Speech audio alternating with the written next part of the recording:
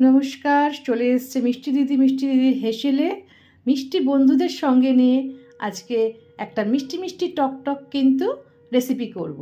তা কী রেসিপি করব নতুন একটা সকালে তোমাদের জন্য মাউথ ওয়াটারিং, মানে যেটা রান্না করতে গেলেই কিন্তু জিভে জলটা অটোমেটিক চলে আসে।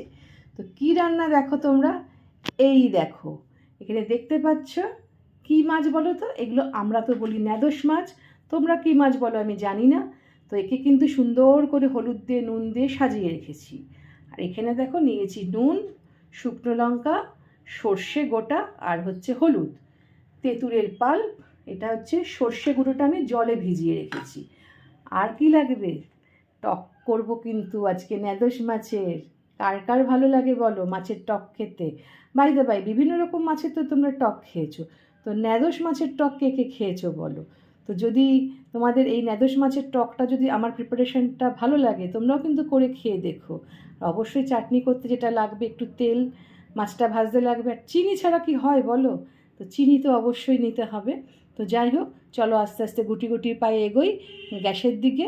মাছগুলো ভাজতে হবে, তো মাছগুলোকে সুন্দর করে গায়ে হলুদ দিয়ে নেব। গায়ে হলুদ দিয়ে তারপরে তার কি, বিয়ে না রান্না? রান্না। ঠিক আছে, চলো তাহলে।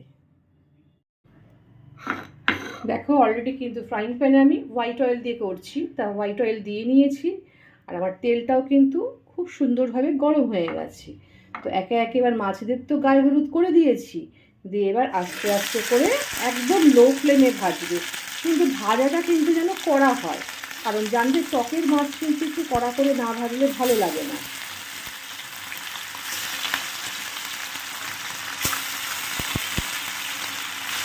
ব্যাস, লো ফ্লেমে এরা হতে থাকো। আবার ওই পিঠটা উল্টে দেবে, এদিক হয়ে গেল। আমি মাঝখানে একবার মাছটা কিন্তু উল্টে দিয়েছিলাম। আর মাছটা যে খুব সুন্দর কড়া ভাজা হয়েছে সেটা মানে জানতে হলে কী করে তোমরা জানবে? ফ্রাইং প্যানটা নিয়ে যদি এরকম নাড়াও, দেখবে মাছগুলো সুন্দর তেল থেকে ছেড়ে গেছে। বা কড়াই, বা অনেকে যারা পারবে না তারা এরকম খুন্তি দিয়ে নাড়ালেই বুঝতে পারবে। দেখো একটা মাছও কিন্তু লেগে যাচ্ছে না বা আটকে যাচ্ছে না, পুরো সুন্দর কড়া হয়ে ভেজে গেছে, ভাজাটা হয়ে গেছে। এবার কি করব, মাছগুলোকে তুলে নেব।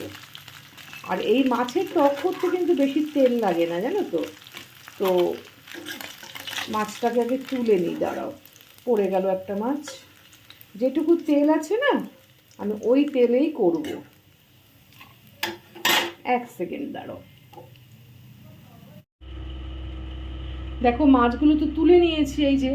আর তোমাদের কিন্তু ফ্রাইং প্যান কোনো পরিষ্কার করার দরকার নেই, যে হ্যাঁ পরিষ্কার করবো, অমুক করবো তমুক করবো, কোনো দরকার নেই। শুধু একদম লো ফ্লেমে দেবে, দিয়ে শুকনো লঙ্কা একটা এরকম ফেড়ে দিয়ে দেবে। দিয়ে এটা বেশ সুন্দর কালার ধরে এলে কী করবে দেখো, অলরেডি সঙ্গে তেল যেহেতু গরম, সঙ্গে সঙ্গে এটা মচমচে হয়েও গেছে। তো দিয়ে দিচ্ছি একটু সর্ষে ফোড়ন। সর্ষে ফোড়ন কিন্তু দিয়ে যারা আমার একদম নতুন রাঁধুনি তারা কিন্তু একটু সরে দাঁড়াবে, এটা কিন্তু ফুটে ফুটে গায়ে আসে, বুঝতে পেরেছো? তো দিয়ে দেবে এর মধ্যে, একটু যদি না ফুটে আসে কি করবে, নুনটা দিয়ে দেবে। নুন আর হলুদটা দিয়ে দিলাম। আর কি দেব, দেব হচ্ছে একটু এই গোটা শুকনো লঙ্কাটা, তেজপাতাটা। ঠিক আছে, দিয়ে কিচ্ছু করার নেই, শুধু তেঁতুলের পাল্পটা দিয়ে দেবে।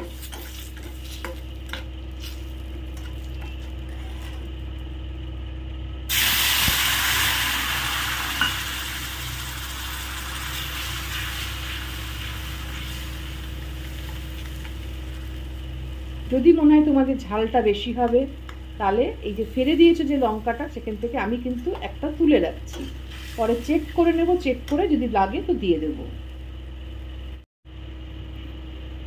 দিয়ে দিচ্ছি আন্দাজ মতো চিনি,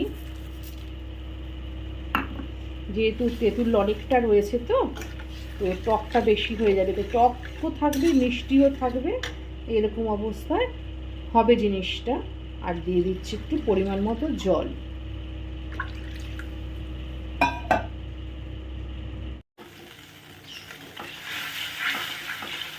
দেখো আমার টকটা কিন্তু ফুটে উঠেছে।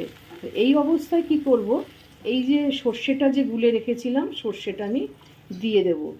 সর্ষে না বেশি তেলে বা কোনো কিছুতে দিলে কি হয়, তেতো হয়ে যায়, জানো তো। ওই জন্য আমি খুব সন্তর্পণে দিয়েছি। আর দেওয়ার পরে যখন ফুটে উঠবে এইভাবে মাছগুলো আস্তে আস্তে করে দেবে, দিয়ে লো ফ্লেম করে দেবে একদম। আস্তে আস্তে করে মাছগুলো দেখবে নরমও হয়ে যাবে, আর এর প্রপার যে মাছের টেস্টটা টকের মধ্যে ঢুকে যাবে। ব্যাস, জিভে জল আসছে কিনা বলো?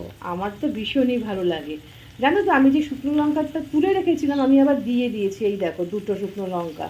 আমি দেখলাম একটু ঝাল হলে ভালো লাগবে, সেই জন্য আমি এবার একটু লো ফ্লেম করে দিই, করে আস্তে আস্তে করে নরম হোক, একটু ঢাকা দিয়ে দিই। জানো, ঢাকা দিলে না মাছটা তাড়াতাড়ি নরম হবে। ঠিক আছে, হতে থাকুক, তারপর তোমাদের দেখাচ্ছি। আমার কিন্তু একদম ফুল রেডি। আহা, ন্যাদোস মাছের টক তোমরা ঠিক এভাবে করে খেয়ে দেখো একবার শুধু। একদম দারুণ দারুণ। ভাতের পাতের শেষে যদি এরকম একটা টক পাওয়া যায় না, মনটা শান্তি হয়ে যায় একদম। আর জানো তো, মাকে দেখতাম টক জাতীয় জিনিস না কাঁচের বাটিতে, নয়তো আর একটা জিনিসে ঢালতো। কী বাটিতে বলো তো? এই দেখো, এটা কি বাটি বলো? কলাইয়ের বাটি।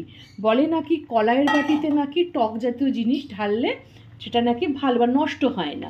ঠিক আছে, তা আমার তো এটা কমপ্লিট হয়ে গেছে। এবার নামিয়ে দিই, গ্যাসটা বন্ধও করে দিলাম। দিয়ে দাঁড়াও, এটাকে একটু নামিয়ে দিই। ব্যাস, দেখতেই পেলে একদম কমপ্লিট হয়ে গেল ন্যাদোস মাছের টক। ব্যাস, ওহ, কেমন লাগলো বলো? ভালো লাগলো না? আর ভালো লেগে থাকলে মিষ্টি দিদিকে মনে করে অবশ্যই পুরো ভিডিওটা দেখো। দেখে কিন্তু কি করবে, লাইক শেয়ার কমেন্ট, আর পাশে থাকা বেল আইকনটা চট জলদি তোমরা কি করবে, প্রেস করে দেবে। প্রেস করে দিলেই কিন্তু তোমরা এরকম বিভিন্ন রকমের জিনিস তোমরা দেখতে পাবে। আর শুধু যে রান্নাই দেখাবো তা না, মাঝে মাঝে কিন্তু মিষ্টির দিকটা অন্য অন্য জিনিসও দেখাবে। তো সব সময় গিয়ে এক জিনিস দেখতে ভালো লাগে বলো? কি ঠিক বলেছি কি না বলো? তো ঠিক আছে, তাহলে আজকের মতো তোমাদের থেকে বিদায় নিতে হবে আমাকে। কারণ হচ্ছে সংসারে তো অনেক কাজ থাকে, সেগুলো করতে হবে। তাহলে তোমাদের আজকে এটা দেখালাম, তোমরা করে খেয়ে দেখো। আর তোমরা ভালো থেকো, সুস্থ থেকো, সাবধানে থেকো, নিরাপদে থেকো। সামনেই সরস্বতী পুজো, তো খুব ভালোভাবে তোমরা কাটাবে। বাচ্চাদেরকে আগাম শুভেচ্ছা জানাচ্ছি সরস্বতী পুজোর। ঠিক আছে, চলো তাহলে আজকের মতো বিদায় নিই। টাটা।